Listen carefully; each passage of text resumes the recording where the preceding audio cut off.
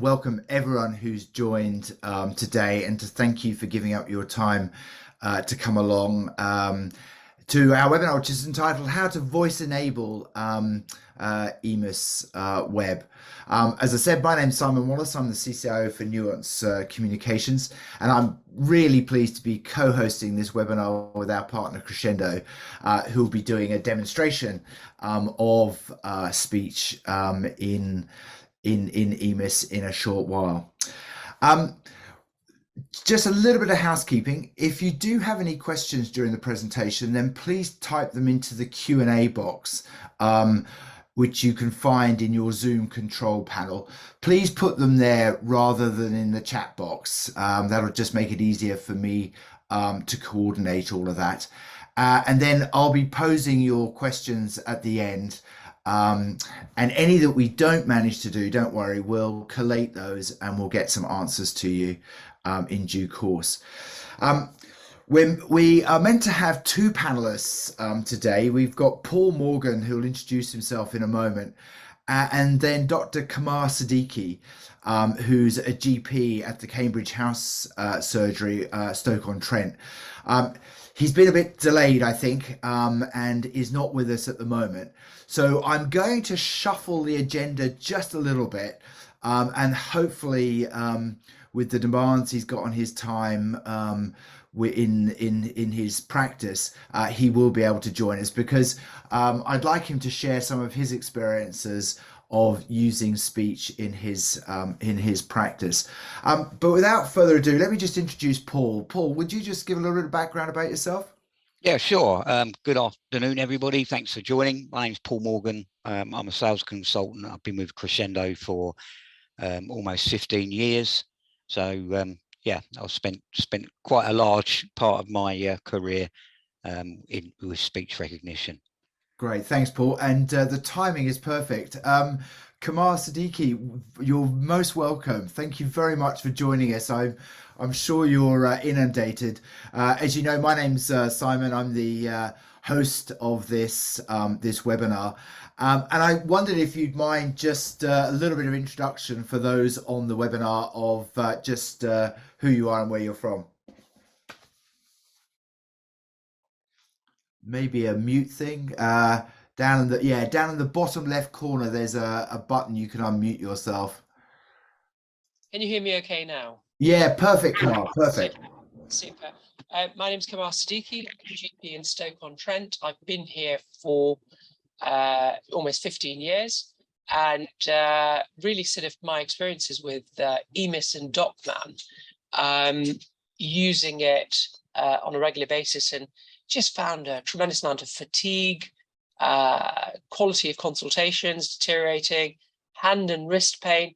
And so my hope was that going to Dragon would resolve all of that, and I'm glad to say that it has. Well, that's a very good segue, because you and I are going to have a little bit of a fireside chat, actually. I've got one or two questions, and your opening statement there leads me into that very nicely, because I was going to kick off just by asking to describe how you use Dragon Medical One, which is the speech recognition solution. How do you use that in EMIS at your GP practice? I use it for everything. I use it for typing in consultations into EMIS. I use it for patient tasks. I use it for looking at my blood results. And what has also been very helpful is reducing the work for secretaries. In the olden days, we used to sort of dictate, or very laborious, labor-rich sort of writing the referral. And this is instant. Right. You sort of dictate your referral, send it in a task, it can be copied and pasted and sent on, which saves a tremendous amount of time for the secretaries as well. So Right. really, it's a very slick tool. I also use it for my emails. I try my utmost not to type, not because of ineptitude, but just because it's something that I don't like to do. And I just found that it's quite a responsive bit of software, especially the upgrade. It's quite a responsive bit of software, so it works across Outlook, Microsoft Edge, pretty much anything where I need to write something on the computer, it works for. Yeah, and that's interesting, isn't it? Because a lot of people have this misperception that it just can be used in the electronic record, but it's email, it's Word documents, it could Yeah. be a proposal you might be doing for a conference, or whatever. And as an example, I had 6 children in the same family who they required a child protection attendance, and I couldn't attend. And in Right. lieu of that, the child protection conference allow you to write reports on each child and submit that in lieu of your attendance. Traditionally, that would have taken me the best part of an hour and a half to 2 hours to physically do each report for the child. And it literally took me minutes per child. I had the EMIS records open, I had a Word document open, and fired off the document, immediately saved it into the patient records. And within sort of 15 minutes, I'd done all 6 of those Right. child protection reports. It was revolutionary Yeah. compared to what I've done before. I mean, time saving is one of the benefits. I mean, if you were to sort of give a rough estimate of how much time you would save in your average working day, how many minutes would it be, do you think? Or yeah, what would you say to that? I would say quite comfortably pre-Dragon, I would say with the amount of typing and the extra work that we do, at least sort of an hour and a half, an hour per day. Wow. And it's quite an impact, because that hour and a half, you can increase your capacity to see patients, you can increase your capacity to do other work. So it has made quite a big difference. And I'm not a slow typer. No. Software is very, very good, and just it helps you keep up to date with things. So all the admin stuff that you leave and defer, you can fit that into your appointment and just move on with the next patient. It sounds like you're also getting time to perhaps have some lunch or get home on time, that sort of thing. Absolutely. That's critical, is, trying to have good breaks in between surgery, so you're fresh and your mind is fresh when you're seeing patients. Coming towards the end of the day when you're fatigued, there's nothing worse than seeing a complex patient and thinking, have I done my best for this person? And, the good thing with this is it allows you to preserve that energy, so you do feel fresh towards the end of the day. Yes, I had another GP, interestingly, I was speaking to, who said one of the benefits he found was it gave him time to think clinically instead of being hunched over that keyboard, busily sort of typing away and focusing on the keys, because we're not natural typists. By speaking, there was that opportunity to be actually thinking more in the space of the clinical decision-making process. I don't know whether you've had similar sort of thoughts around that. Very much so. I think, it just helps formulate. And I was always very traditional in that I only have one EMIS open at one time. And one of the things that I found very useful when you're using Word documents, and you're using from one EMIS to another, is it's actually good to have two lots of EMIS open at the same time, so you can fit between the two.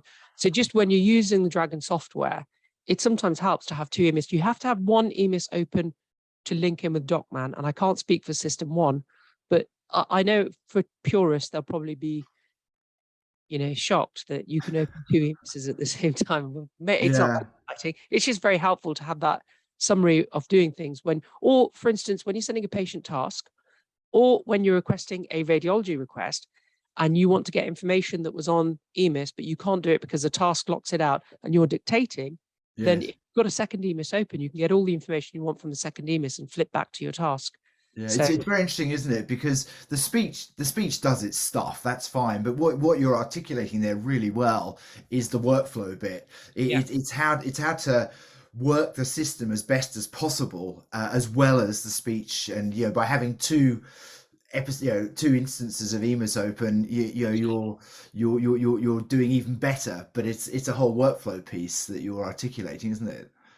Yeah. Yeah. I think the other help for me, certainly the difference between the current format, the online format on the cloud, and the software, was I found the restriction with the licenses quite prohibitive, because I work in my surgery, I do locum work in local practices, I've got my laptop, and I'm quite here, there, and everywhere.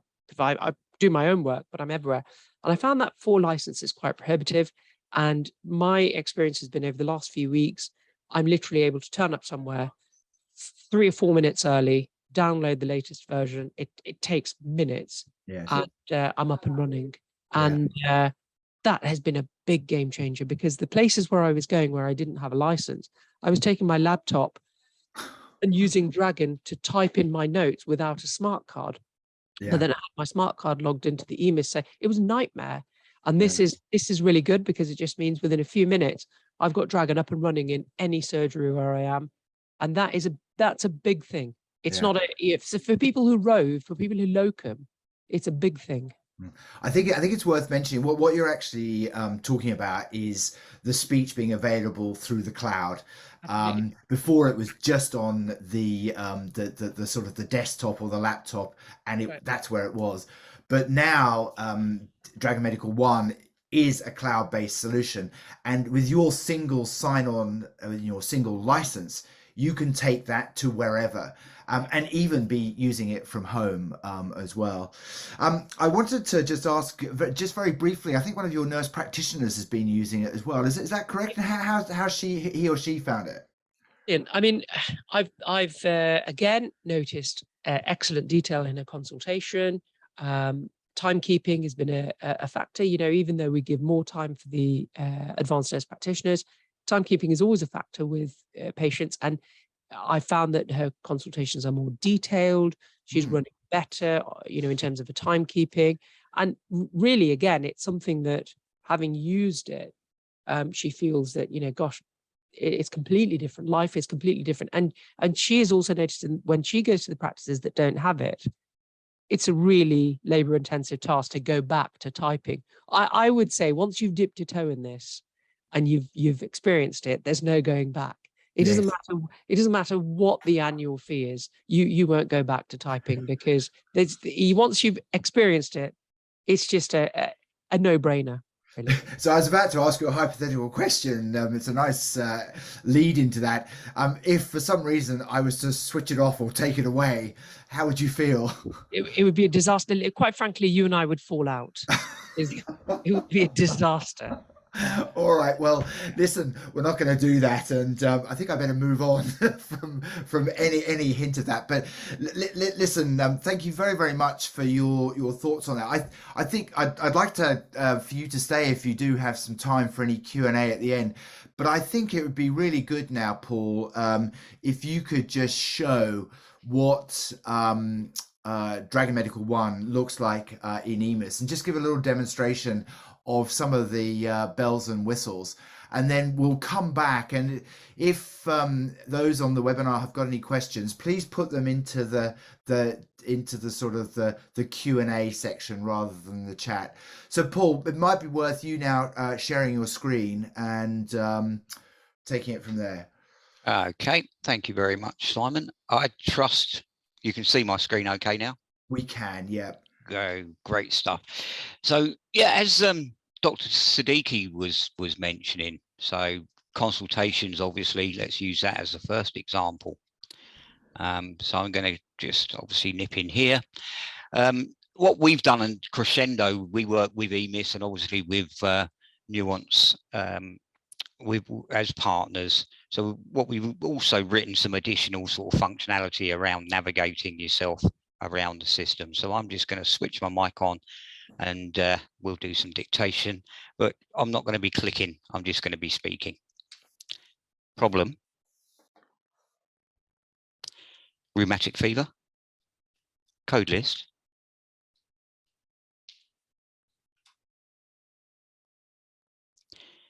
Patient complains of malaise and joint pain over the last 3 weeks, full stop. Enter history. He is known to have suffered bouts of rheumatic fever in the past, full stop. Enter examination. Splinter hemorrhages of his nail beds and red cells on urine microscopy, full stop. New line. On examination, colon. New line. Normal heart examination. New line. Safety net. So I'm just going to switch the mic off there, because quite often when I see these demonstrations, you're seeing extra functionality that Dragon can provide. And again, I just want to, in a short moment, just Dr. Siddiqi's really kind of helped me sort of want to mention some additional things. But seeing this sort of stuff like auto text, people think, great, you know, that they'd be useful. They would save me time. But how do you set these things up? Well, typically you can go into the menus and it'll tell you where you go in, add them, set them up. But there's far easier ways of doing this sort of stuff. So I would guess as a normal working GP, chances are I may have dictated this into the consultation notes. At that point, I might think, do you know what? That could be useful and could be repetitive. So rather than sort of giving yourself a mental note to add this later, which we're all human, we'd probably forget, it's very simple just to use this sort of functionality in this way. So I'm going to say, create auto text. So, you know, these sort of different ways that the cloud version works allow you to be very creative with the software, but extremely easily and quickly. And more or less at the point that you're dictating, you may as well add, all I need to do now, normal heart exam, is give it a name. I probably spoke a bit quickly there, and that's it.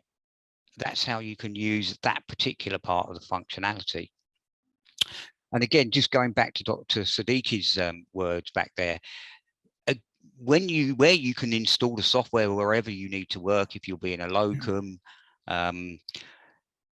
you're logging into this same profile.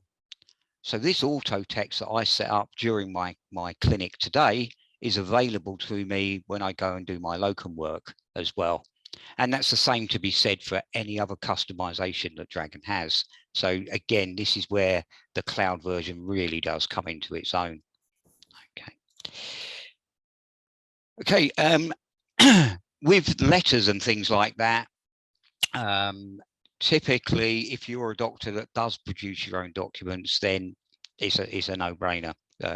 Using this to do that is going to save you a load of time.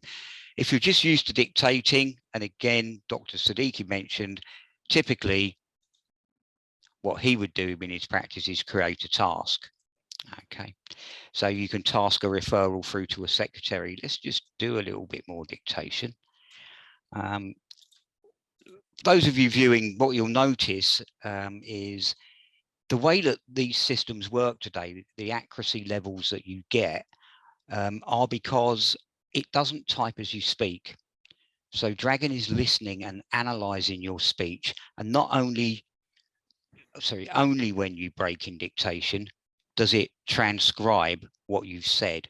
So these algorithms are kicking in and working. So when we're saying Mr. Payne had low back pain, he lifted a heavy pane of glass, it's going to spell pain correctly every time. So, you know, this is how this very, very smart software works. So again, just going to do a referral example, and you'll notice that I can dictate it all before anything actually appears. Referral to cardiology, full stop, new line. Dear colleagues, comma new paragraph, this 74-year-old gentleman presented in surgery this morning with hypertension, comma blurry vision, central chest pain, full stop. Episodes normally last 3 to 4 minutes, and on occasions he complains of pain radiating down his left arm, full stop. New paragraph. I would be grateful if you could see him in your clinic as soon as possible, full stop. New paragraph, yours sincerely, comma. So you kind of, as I broke here, then the text goes in. Okay. So these are the reasons why it's as accurate as it is, and typically right from the get-go. That's so too. Okay. So again, obviously, Dr. Siddiqi spoke about his hour a day. When we're doing letters into tasks and things like that, then we can also throw in some admin efficiency gains there as well, and hopefully, you know, control backlogs and whatnot. Okay. Obviously, some of the customization around navigation and what have you. Again, just mention, if I can get that part to disappear. So you've got menus here where we can set up other bits of customization as well. So we have commands. Commands can be set up for any application, but these are additional things to make speech recognition more than speech recognition. So you're asking it to do things on your PC. So I might always or regularly email a certain person. Why would I want to make that a process that I have to do? Click, speak, say, email Olivia. That's a command example of where you can save yourself additional time using Dragon Medical One, and using these commands to help you add to the time that you're saving with typing. Okay, so I'm looking at time. I think I've shown enough. Okay, We'll move over to Q&A. Yeah, thanks very much, Paul. I mean, you made a couple of really good points there about the way the algorithms and the deep learning of the speech engine are now so constructed that they're wanting to get the context of what you're saying. And again, with another clinician, come across the cabbage test, where in one sentence the clinician is saying, in 2012, this patient underwent a successful cabbage operation, and it does the letters CABG. And then in the next line, he'll then go and say, well, this patient is being prescribed such and such, and he has allergies to cabbage and carrots. But it will then get the cabbage in the right context there. And I think that's quite important, because with your single voice profile going into the cloud, the engine's always learning the subtleties of how we speak, how we create our sentences, and that sort of thing. And you finished off by talking about what we call step-by-step commands, where one can navigate around the electronic patient record and do repetitive tasks like you demonstrated there, but it could also be repetitive tasks for requesting routine tests and that sort of thing. So yes, you're right. Time for a bit of Q&A. If anyone on the call does have any questions, please put them into the Q&A section. And Kamar, I'd like to bring you back in, if I may. One of the historic challenges that people have had perception-wise of speech is its accuracy. And I wondered if you could just share a little bit about your experience of how well it deals with drug names, complex medical terms, that sort of thing. Oh, it's really good. I think the new cloud system is excellent. I initially tested it and put in as many long, complex medical terms as I could in one sentence to have a play, including hypogonadism and God knows what else I put in, and it worked. So I think the other impressive thing is when you're sending tasks and messages to patients, and if you've got Accurix and you're typing in your patient messages on Accurix with Dragon, it does pick up the drug names really well. Mm-hmm. Whereas the previous one, I don't think it was, you had to do a lot more training on you had to add to the vocabulary. So I'm really impressed with the drug names. And I think part of that is the way that Dragon Medical One now has a completely newly designed engine compared to the much earlier versions of speech. And I think that's played a part there. I've got a question. Thank you, Christina, for your question. With exam findings, such as blood pressure, height, weight, BMI, how does it get correctly coded in the consultation? I think you showed Paul a little bit about coding there. Can you just say a little bit more about that process? Yeah. So when you if you say blood pressure or whatever it is that needs coding, you've got a couple of options. You've got a voice command, code list, and it will list all of the, whether you want systolic, diastolic, both, whatever it is. And typically it's quicker to sort of click on the one that you want. But whenever you need to code, it is just a case of there's a voice command for coding. Things like, so if you said temperature, code list, it will say, okay, is it tympanic? Is it this? Is it this? You click on the one you want, you enter it in, and it's coded. It's nice and simple. So it's getting used to it. I think just finally, Kamar, you talked about RSI and things like that.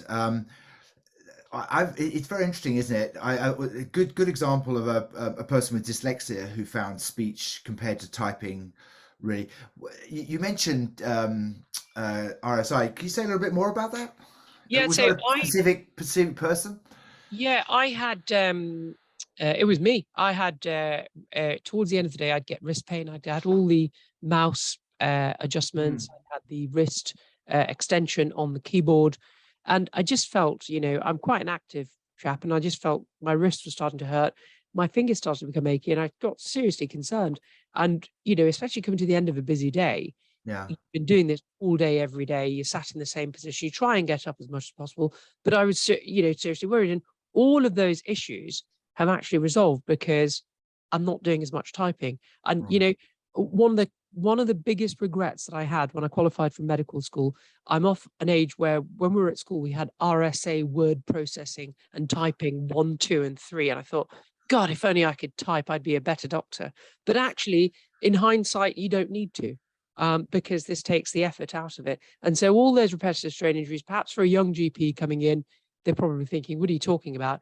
But, when you've been doing this for long enough, these issues are real in practice, and they interfere with your enjoyment of seeing your patients. Yeah. When you're irritable and when you're uncomfortable, you don't enjoy it as much. And that's my experience. Genuinely, it's made me a happier GP because I'm not, I wouldn't say in pain, but I'm not uncomfortable with them. No, I think that, and I hear a lot of that actually. So a really sort of important benefit that is not direct of the documentation creation, but of the the health professionals' well-being. I'm aware of time, and I think, Paul, you wanted just to share with those on the call about having the opportunity to have a license and a trial. Just say a little bit about that before we wrap up. Yeah, I will do. Probably easier. See if I can. I'll share my screen, and I'll if anybody wants to jot any details down, they'll be able to see it as well. So let's minimize that and go here. So the free 30-day trial that we offer includes sort of full implementation as well. I think people just need to understand how important that part is. I certainly have over experienced, it's good to see how people work and help them make it work the way they want it to work. So, when we do this trial, it's not just a case of, oh, can I speak to it and will it be accurate? This is, your processes as well. So really, really important. And it is completely free. The details are here. You can get details from the website. You can also book a trial on the website. Obviously, you can give us a call if you need to.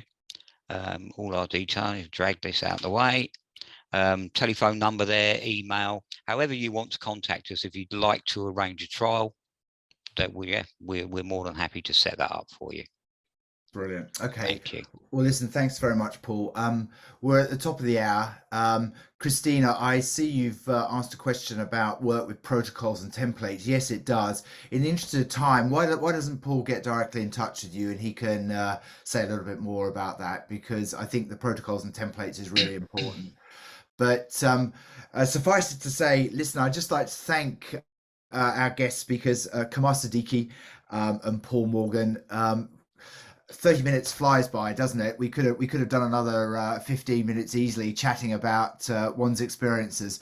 But just to thank you very much. And this has been recorded and it will be available if you need to catch up on some various parts that we were saying. But suffice it to me, from all on this webinar, thanks very much for joining and goodbye. Thank you. Bye-bye. Thank you. Bye.